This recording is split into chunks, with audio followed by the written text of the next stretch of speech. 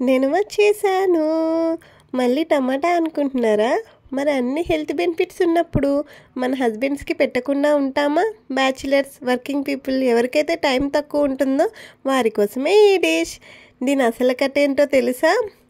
Onions ఎక్కువ cost ఉండే రోజులు అవి. మా వారికేమో ఆకలేస్తుంది, టైం ఏమో ఎక్కువ లేదు. అప్పుడు మా వారు గుడ్డు కూర చేసే అన్నారు. నేనేమో ఆనియన్స్ లేవండి, కొంచెం వెళ్ళి తీసుకురండి అన్నాను. దానికి మా వారు గుడ్డు కూర అంటే ఆనియన్స్తోనే చేయాలా, టమాటోతో చేయకూడదా అన్నారు.